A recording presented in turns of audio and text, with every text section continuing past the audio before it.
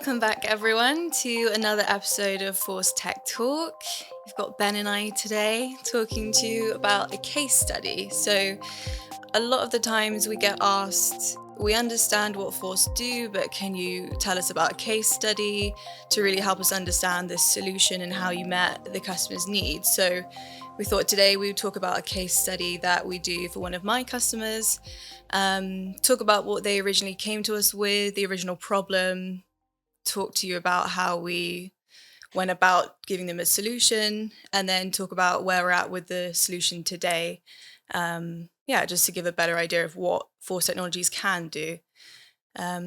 So the solution that we're talking about today is our FT28C256-25 CMB. One of my favorites because it's for one of my lovely customers out in the States, very big customer, known globally for their work. They originally came to us with an Atmel part that they needed help with. I believe they requested the SERDIT part originally. Yes, it was. And so we captured what do they need it for, how long do they need it for, what are the non-negotiables of the part, and then we went from there and we made them a really neat solution that they still take to this day. So I'll pass it over to Ben. He can talk more about the engineering far more than I can. So the original customer wanted the an Atmel EEPROM, the 28C256. We've got good relationships with Microchip and have access to the original die that product used.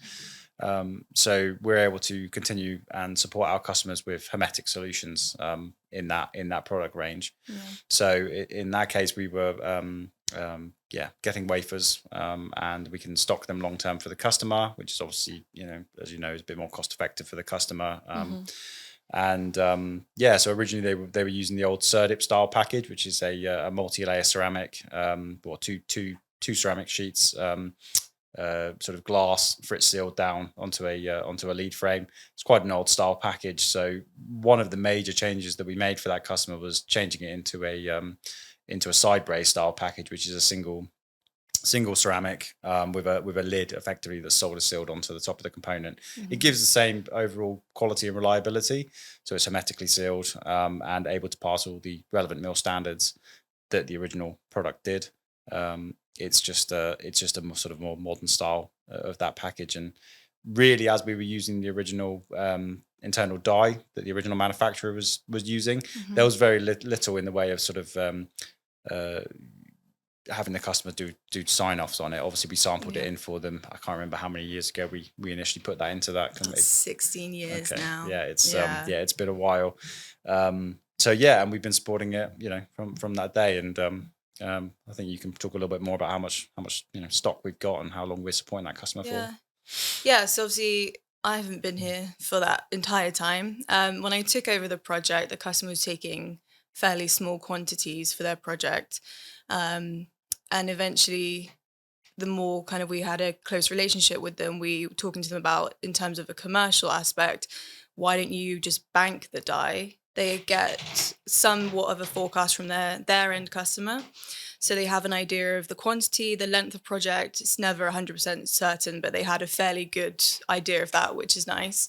And about 2 years ago, we said, why don't you bank a good chunk of the die, good chunk of the wafers, and then we just build out for you when you want. So they give us a schedule. They have the die here. They own the die. That's their die. They can do what they want with that die. We build that out as they need it. And I think the good thing about banking die, there's lots of benefits of it. But one of the things is the flexibility that it gives the customers. So they don't have to come to us and say, we need product now. And then you're looking at anywhere from a 20-week lead time for the die. They know they've got the die sat there, it's theirs, and we build to their schedule.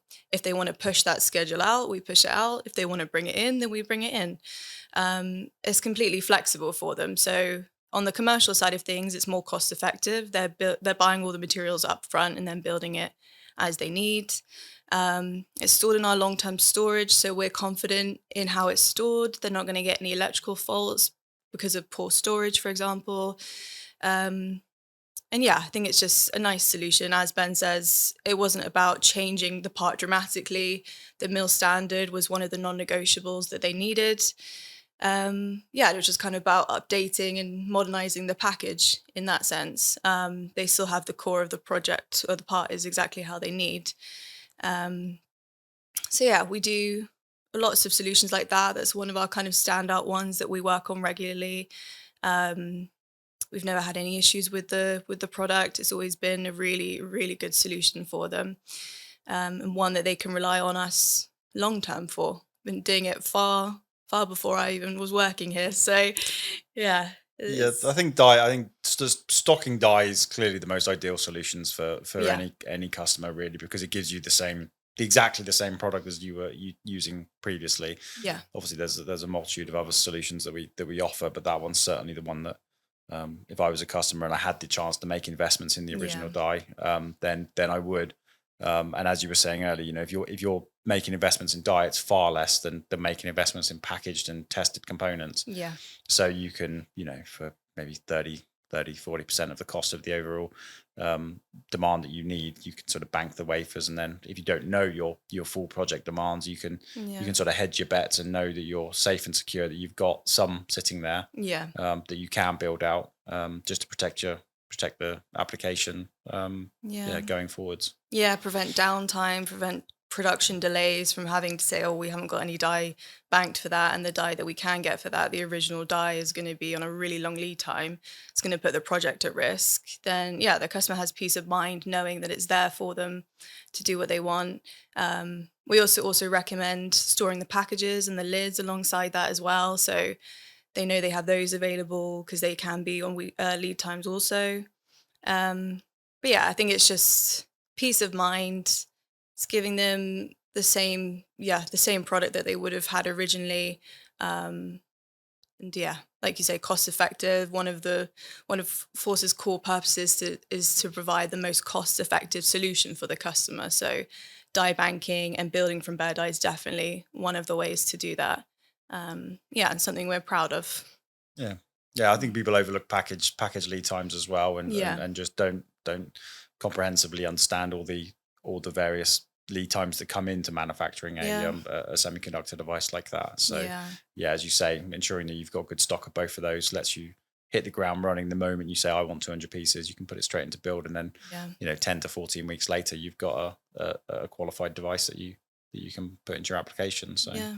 Yeah, I think we see a lot recently, package lead times have been catching people out. I think there's more awareness of dye can be on a really long lead time, but then you do have some customers that say, oh, the packages are on like a mm, 20-week lead time as well sometimes. So yeah, having a solutions provider that can give you all that information, give you all the figures, the lead times, so you can make the best decision for your project, for yeah. your end customer, is really crucial in obsolescence. Yeah, definitely. And it's something that we just need to, keep letting making sure customers are aware of, and Yeah. hopefully they, can make good decisions on the back end of that. Yeah. Yeah. So, yeah, that's an example of one of our case studies. I think we will be doing more of them because there's always something that we get asked about. Can you show a case study, or how did you do this, this part or this project? So, yeah, keep your eyes peeled for more case studies, I think. Yeah. But yeah, thank you very much for listening.